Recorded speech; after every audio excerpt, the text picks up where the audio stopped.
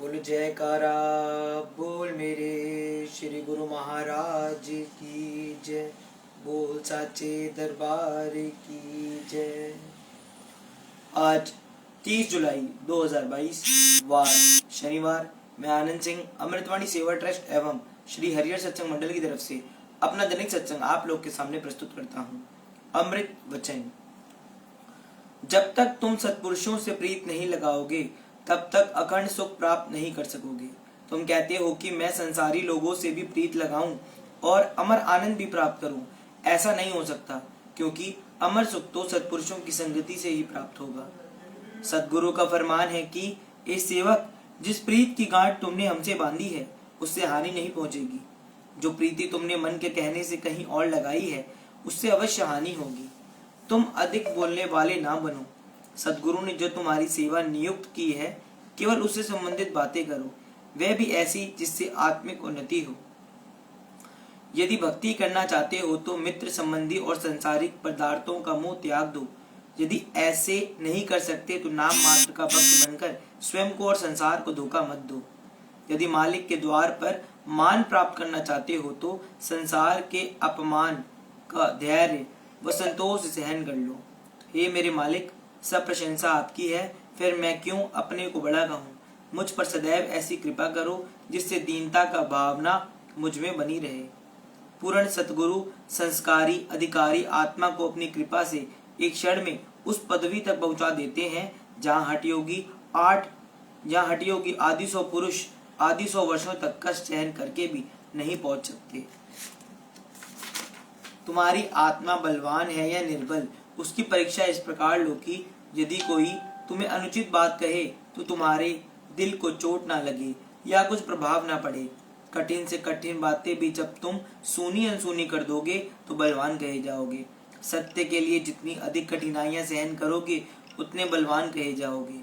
लोग तुम्हें दबाएं या फटकारे इसलिए तुम उनके भय से पीछे हट जाओ, तो ऐसा करने से ना वे प्रसन्न होंगे और ना ही मालिक प्रसन्न होंगे। तुम आंतरिक नेत्र से सदैव स्वयं को देखते रहो कि तुम में अभी कितनी स्वार्थता और सूक्ष्म अहंकार है, फिर स्वयं को सुधारने का प्रयत्न करो। यदि तुम हर समय मालिक को अंग संग और कर्ता धर्ता समझोगे तो किसी भी अप्रिय अवस्था में तुम नहीं घबराओगे, अपितु संतोष पूर्वक सहन करके मालिक के मौन में प्रसन्न रहोगे। कुदरत के घर में देर है अंधेर नहीं। प्रत्येक मनुष्य को अपने कर्मों का फल मिलेगा ही। जो इसमें विश्वास नहीं रखता या उसे न्यायकारी नहीं समझता तो भी उसे कर्मों का फल भी अवश्य भोगना पड़ेगा। इसलिए पहले ही इंसान को विचार पूर्वक चलना चाहिए। यह निश्चय जानो कि जैसा तुम स्वयं को समझते हो वैसा निर्दोष या पावन हो नहीं। फिर यदि तुम्हारे विचारों के विपरीत मालिक कार्य करते हैं तो तुम अप्रसन्न ना हो। ए प्रभु, मैं आपके उपकारों का वर्णन सहस्त्र मुखों से भी नहीं कर सकता। आपने मेरे अवगुण को ना देखते हुए जो दया की है, ये अधम जीव उसका बदला नहीं चुका सकता। भला किसे ये चाह ना होती होगी कि मुझे सदैव प्रसन्नता प्राप्त हो, नित्य जीवन प्राप्त हो, किंतु वह केवल उन्हें मिलता है जिन पर हे प्रभु आपकी कृपा हो। ये प्रभु, मुझे क्षमा करो जो मैं कभी कभी मन के अधीन होकर ये इच्छा करता हूँ कि ये वस्तु दो या ये मेरी आस पूर्ण करो। जब मैं सत्वगुणी वृत्ति में होता हूँ तब कहता हूँ कि जो आप चाहें वे दें, जो आपको प्रिय ना लगे वे ना दें, और सदैव आपकी मौज पूर्ण हो, क्योंकि मेरा हित करने वाले जैसे आप हैं वैसे मेरे अंदर वाला मन नहीं है। तुम कभी निराश ना हो। यात्रा करते चलो तो मंजिल पर पहुंच जाओगे। धैर्य मत छोड़ो, शीघ्रता ना करो, मालिक पर विश्वास रखो। वे तुम्हारा धैर्य व सहनशीलता देख रहे हैं। दुख के पश्चात अंत में स्थिर सुख मिलेगा। जितना अधिक बड़ों की आज्ञा में रहोगे उतना ही अधिक आपकी मान्यता बनती जाएगी। सत्पुरुषों का फरमान है कि इस सेवक, जब तुम अपनी इच्छा मालिक की मौज में मिला दोगे तब उसे देवता भी पूर्ण करने का यत्न करेंगे। सर्वशक्तियां उस लगन में तत्पर हो जाएंगी और जो तुम्हारे भीतर से विचार उठेंगे उनमें कोई बाधा नहीं डाल सकेगा। महापुरुष फरमाते हैं कि इस सेवक व्याकुल ए दयालु पिता चाहिए जो आपको प्रिय हो, कृपा करके मुझ में यह परिवर्तन करें जिससे मैं शरीर और मन के जाल से स्वतंत्र हो जाऊं। एक म्यान में दो तलवारें कैसे समाएंगी? एक दिल में मालिक का प्रेम और इंद्र रस दोनों नहीं रह सकेंगे। यदि मालिक का प्रेम चाहते हो तो इंद्रियों की इच्छाएं और शारीरिक सुख त्याग दो। हे भगवान, जिस पर आपकी कृपा हो वह अनपढ़ भी पढ़े लिखे से अधिक भेद वाली बातें समझ लेता है। चाहे वह रूप रंग में अच्छा ना हो, परंतु आपकी दरगाह में चमकता है। शरीर चाहे निर्बल है, परंतु कहीं जाता है तो बड़े बड़े सूरमों को पराजित कर जाता है। सदगुरु का सच्चा सेवक वह नहीं है जो उनके हुक्मनामे को स्वर से पढ़े या प्रेम से चूम ले पर अमल ना करे, अपितु उनका प्रिय सेवक वह है जो पढ़े, सुने और प्रेम से अमल करे। यदि सदगुरु की शरण पकड़ी है तो उस राह में जो सदगुरु के लिए कष्ट सहन करने पड़े तो प्रसन्नता से सहन करो। संस्कारिक झूठे कार्यों के लिए भी तो सहन करते हो। यदि सत्य के लिए सहन कर लिए तो कौन सी बड़ी बात की। विश्वास करो कि तुम अकेले नहीं हो, धुर की सहायता तुम्हारे साथ है और जय अंत में सत्य की ही होगी।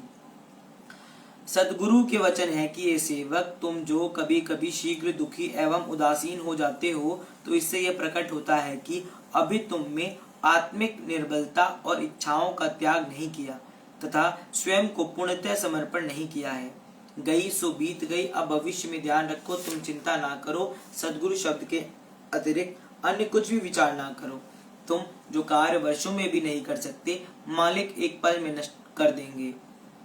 जीव की परीक्षा सुख में नहीं दुख में होती है और परीक्षा के पश्चात ही परिणाम निकलता है। जो दुख में धैर्य रखता है और मालिक पर विश्वास रखता है वह मालिक की कृपा के पात्र बनता है।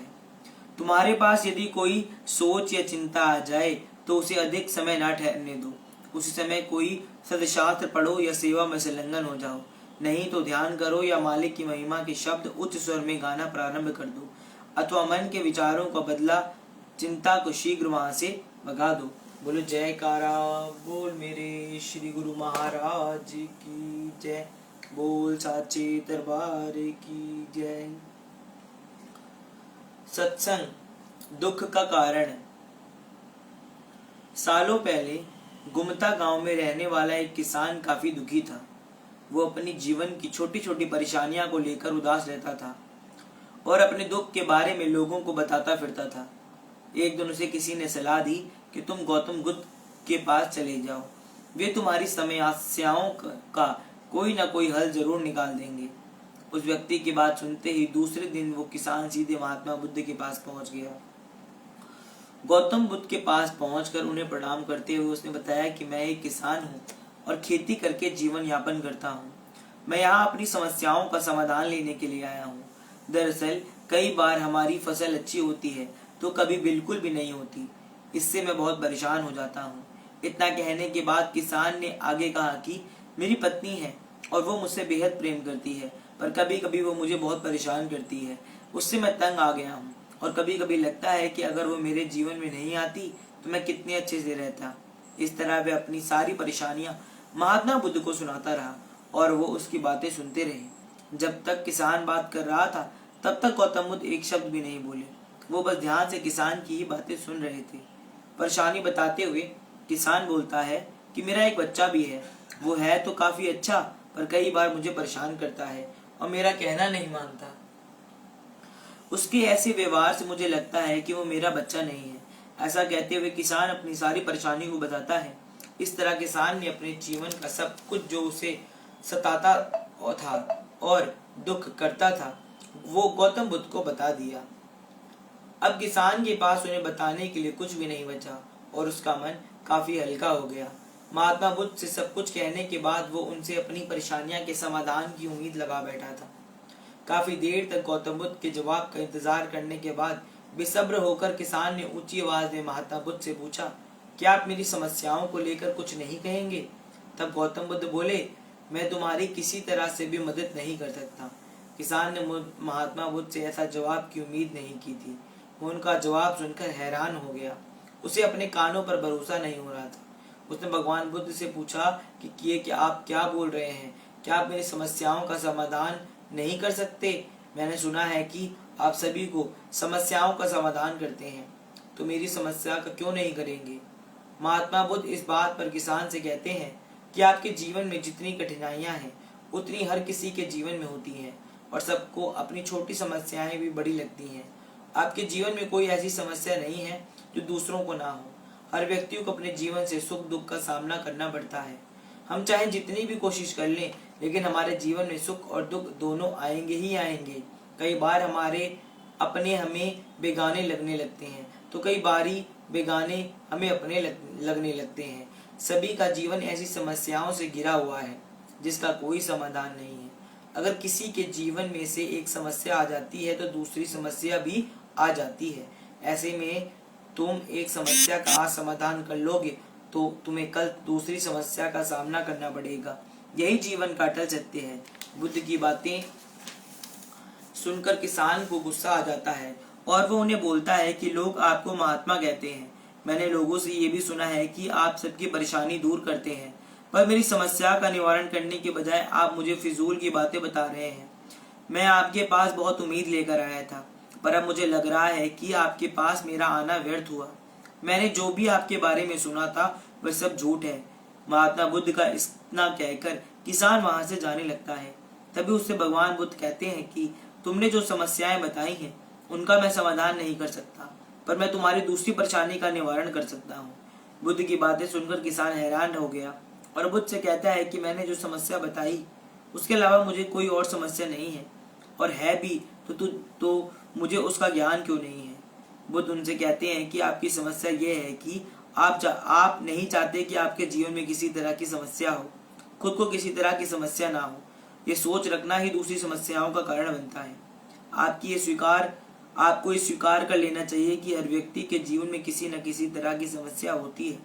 ये सोचना छोड़ दो कि आप इस दुनिया के सबसे दुखी इंसान हो। आपको अपने आसपास के लोगों को देखना चाहिए, क्योंकि बाकी लोग भी किसी न किसी चीज से परेशान और दुखी हैं।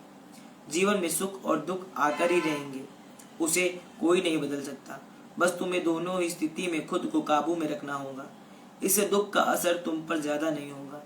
ऐसे में तुम्हें ये सोचना होगा कि तुम्हारे जीवन में समस्या ना हो, तभी तुम हर समस्या का आसानी से सामना कर पाओगे। बुद्ध की बातें सुनकर किसान उनके पैरों पर गिर गया और उनसे माफी मांगने लगा।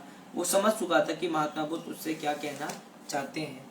बोलो जयकारा बोल मेरे श्री गुरु महाराज की जय, बोल साचे दरबार की जय। सत्संग प्रवचन। जन्म जन्मों के संचित कर्मों का परिणाम ही मन है। जिस तरह के कर्म किए गए हैं उसी तरह मन की हालत बन गई है। यदि संचित कर्म बुरे हैं तो भी मन भी उसी के अनुसार मैला तथा गंदगी से भरा हुआ है। यदि हम चाहें कि इस मलिन मन से रूहानियत के वेदों को जान सकें तो ये बिल्कुल असंभव है, क्योंकि मन तो विषय विकारों की गंदगी से भरा हुआ है। मन रूहानियत के गुप्त वेदों को नहीं समझ सकता। इसलिए ये जरूरी है कि मन को निर्मल करने का उपाय सोचा जाए। मन की मलिनता को दूर करने का तरीका ही यही है कि पूर्ण सत्पुरुषों की संगति प्राप्त की जाए। पूर्ण संत सद्गुरु की सेवा और नाम की कमाई से ही मन में भरे हुए विषय वासनाओं के ख्यालों को दूर किया जा सकता है। इसलिए इस मन को सद्गुरु की सेवा में लगाओ और शरीर से निष्काम कर्म करो। मनुष्य जन्म में किए हुए निष्काम कर्म पहले के किए हुए सकाम कर्मों को मूल सहित समाप्त कर देंगे तथा मनुष्य के अंदर जो संचित कर्म भरे हुए हैं सब धीरे धीरे दग्ध हो जाएंगे। जब मन निर्मल और पवित्र हो जाएगा तब रूहानी भेद आसानी से समझ में आ सकेगा। जिस प्रकार मैले कपड़े पर रंग नहीं चढ़ सकता, इसी प्रकार मैले मन पर भी भक्ति का रंग नहीं चढ़ सकता। परम संत श्री कबीर साहिब जी फरमाते हैं कि गुरु धोबी शीश कापड़ा, साबुन सिरजनहार, सूरती शिला पर धोइए, निकसे ज्योति अपार। परम संत श्री कबीर साहिब जी फरमाते हैं कि सद्गुरु ही शीश के मैले मन को धो सकते हैं। सद्गुरु के बताए हुए भजन अभ्यास के साधन से ही मन पवित्र हो सकता है। किसी भी वस्तु को नए रूप रंग में बदलने के लिए उसी वस्तु के जानकार को ही वस्तु देने से वे नए रूप में बनती है। जैसे लकड़ी बढ़ई के पास तथा लोहा लोहार के पास जाए तो नए रूप में सुंदर और बढ़िया रूप में बनकर सामने आता है, इसी प्रकार मैला मन भी सद्गुरु के पास जाकर ही मायावी विचार छोड़कर भक्ति के पवित्र उज्जवल विचार ग्रहण कर शुद्ध मन बन जाता है। क्योंकि संत सद्गुरु निष्काम कर्म कराते हैं, जिससे संचित बुरे कर्म भी दग्ध हो जाते हैं और मन में सद्विचार आने लगते हैं। अतएव मन की परिशुद्धि के लिए संत सत्पुरुषों की संगति में जाना आवश्यक है, जिससे मन शुद्ध होकर निष्काम कर्म करने में तत्पर हो जाए। बोलो जयकारा बोल मेरे श्री गुरु महाराज की जय। बोल साचे दरबार की जय।